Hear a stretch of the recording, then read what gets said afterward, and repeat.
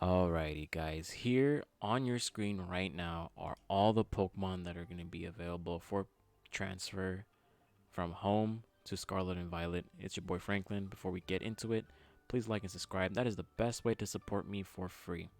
Anyways, let's get right into it. So, I'm very surprised by the amount of Pokemon per generation, but we're going to go over them very quickly. I don't really going to go into more details. You can see all the Pokemon here. There's a couple things. Charizard's already in the game, so whatever. Ash had Pikachu's, not surprising.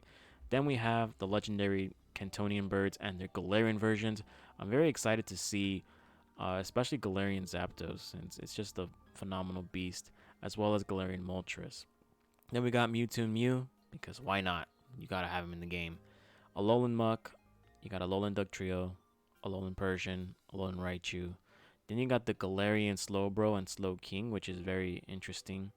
I really hope that Galarian Slowking doesn't revert back to its usual fat ass Assault Vest set. And then you also have Hisuian Electroid and Hisuian Arcanine, which is pretty cool. We'll finally get to see, especially Arcanine is an interesting Pokemon considering it does have Rockhead as well as, Flare Blitz, just spamming Flare Blitz all day and all that stuff. And Rock moves, of course.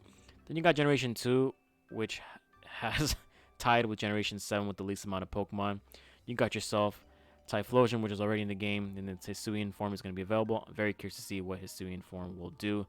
I don't expect much because rocks and spikes are going to be very prevalent, considering that a lot of these Pokemon are going to get access to such hazards.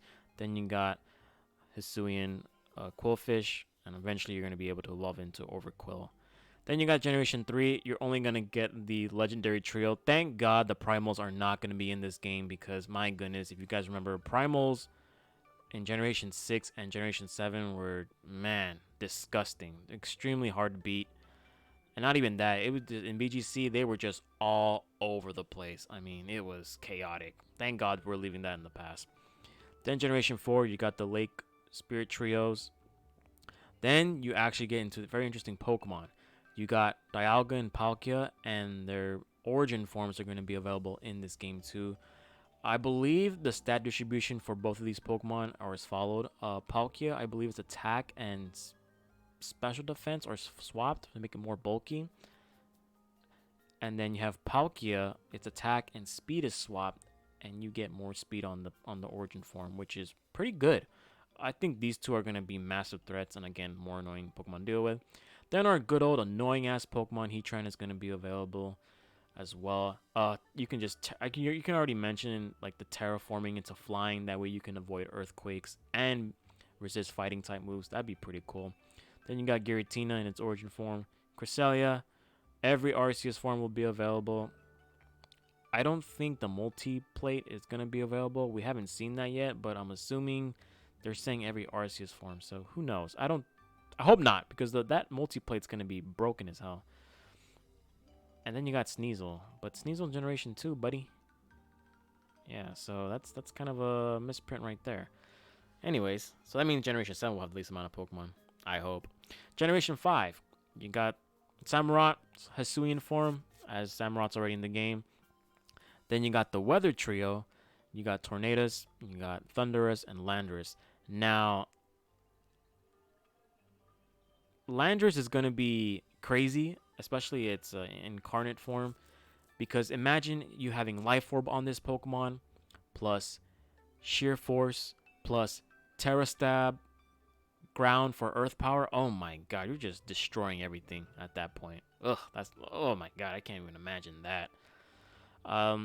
Then you have Meloetta, which is a Pokemon we have not seen in a very, and I mean in a very, very long time. So Meloetta, welcome back. Then we have Hisuian Zoroark. We already know it's in the game. Braviary, Lilligant, and you have our good old Basculin. And I'm pretty sure we're going to have Bascu Legion in this game as well. Yeah, it's on the other side. So, there you have it. I'm very curious to see what Lilligant will do, considering it does have access to a move called Victory Dance, which is essentially the physical form of Quiver Dance. This Pokemon might be disgusting, but it is very frail, so we'll see how that works. Probably will be best used in hyper offensive teams. Miloetta, its pirouette form is going to be pretty cool to use. Fighting and normal is a very interesting stab that you can use in this meta game, considering that everything wants to be fat, and this Pokemon has a pretty good wall breaking potential. But as we've seen in previous generations, it doesn't really do much to establish a good meta game presence. Then we have Generation 6. We got all the starters are available. We got Carbink, we got Diancie, which I wish the Megas came back just because Mega Diancie is one of my favorite Megas of all time. Then we have the Hoopa forms. Unbound, Choice Band, Unbound, Terra type. Oh my goodness. Hyperspace Fury. That's going to be nuts. Terra Dark is really good. Considering that Dark moves are actually pretty good in this generation, even though knockoff is less prevalent now. But I can't imagine this Pokemon Choice Specs or Choice Band with the really good Terra typing. Oof. Volcanion's gonna be back in this game as well, so that's pretty cool. Then you have the Hisuian Avalugg, which I believe is gonna be Ice and Rock. Then you have Goodra, and then you have every Vivillon form. Pretty sure you're able to access this if you have Pokemon Go and just send postcards from the game there, so not really surprising there. Then Generation 7, you have a good old buddy in Decidueye with its Hisuian form. Triple Arrows is going to be something I'm very looking forward to. Oh man. This metagame is going to be super chaotic, and there's certain Pokemon I didn't even mention, but Hisuian Samurott has that move that just pretty much gets auto spikes. Oh man, this is insane. And then you have Magearna. Magearna has access to spikes as well, so now not only it could be fat, it can be offensive. It has shift gear. It can be nutty again. Then it also can lay out down spikes. Ugh, my goodness, I feel like this Pokemon. It's good that I can use it. It's one of my favorite fairy types of all time, but it's annoying ass Pokemon. Then you have the Galarian starters. Rillaboom is interesting because I'm not really sure if Grassy Glide is going to be transferable. So, I'm pretty sure that's exclusively a transfer move for Generation 8, but we'll see once that update arrives in Pokemon Home. Then you have Zacian and Zamazenta. Why? Leave these Pokemon back in Sword and Shield, especially their crowned forms. Oh my goodness. This Pokemon is the most broken Pokemon of all time. Then you got our good old pack of Eternatus. Ugh, yuck. Fat ass Pokemon. Then you got Urshifu. Now, Urshifu is pretty interesting because it has access to Swords Dance now in this generation. Oh, no, no, no, no, no. You think you were safe from that good old single strike? Oh, no. No, no, no. Let's give it +2. Then you got Zarude. Zarude, I feel like it might be good, but then it's going to trend a little downward due to the fact that, again, power creep is very, very potent in this generation, so we'll see. Now, these next two Pokemon, we'll talk about Regidrago first. Regidrago, if you can change his stab move with Terra typing into, maybe Steel or even Fairy to resist other Dragon type moves, that'd be pretty cool. But Regieleki is interesting because if you give this Terra Blast and you pretty much Terra type it into an Ice type, that means it's hitting like a truck, especially since it has phenomenal speed and it has a decent special attack. It can just take advantage of ground types that think they're safe in switching in, or you can actually make this Terra Grass as well in order to deal with Pokemon such as Gastrodon. I think Terra Ice might be a little better overall. That way you can deal with Clodsire, which is a pretty prevalent Pokemon right now. But of course, the generation's metagame will change over time due to these new additions. Then you got the Calyrex forms. I'm pretty sure these two are freaking broken, especially Calyrex Shadow version is where you just pretty much spam Astral Barrage. Jesus, I don't know why these Pokemon are back here. Go away. Then you got regular old Calyrex, which, whatever. Then you got Whiteear, pretty cool Pokemon. You got Cleaver. Cleaver is actually pretty cool because it has a move that enables auto Stealth Rocks. Pretty cool. Then you have our good old Ursaluna. Ursaluna, I feel like is going to be a massive threat due to the fact that it has Guts and it has Facade, and then it also has Sword Stance, and oh my goodness, this Pokemon about to be hitting like a truck. It's gonna remind me a lot of I don't know how to say this, like Heracross, but a better, bulkier version of the Heracross, and pretty good typing to take advantage of.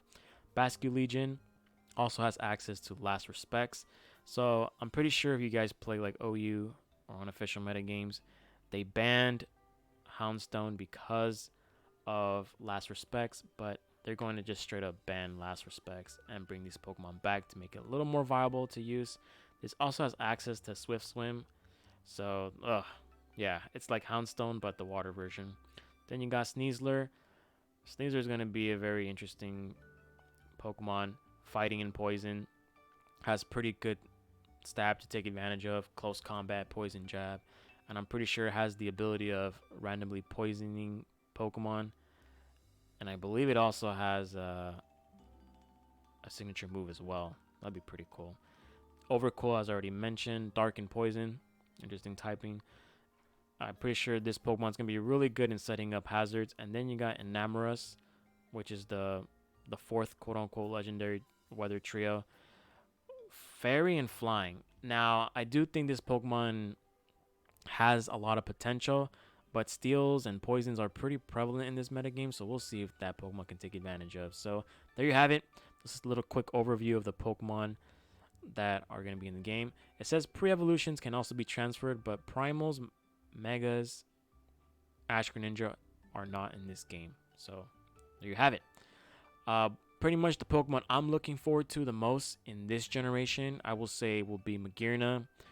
I'm gonna say the the origin forms of Palkia and Dialga. Although I'm more interested in Palkia. Landorus Eye is gonna be such a beast. I can already imagine how it's gonna be. Hoopa, one of my favorite Pokemon. I think it's like top 5 all time. Looking forward to that. And then from Generation 8, Urshifu with Swords Dance is going to be sick, but I think Regieleki with Terra Ice with Terra Blast is going to be phenomenal. And of course, the newer Pokemon that are being brought over from the Hisuian region. So there you have it. Let me know what you guys think about these Pokemon that are going to be able to transfer. Also, I will be hosting giveaways next week in commemoration of Pokemon Home, so stay tuned with that. I know Pokemon Home is going to get released Tuesday, Wednesday, but I'm going to do the giveaway on a weekend, so that way, or maybe I might do it during the week, depending on what's going on there.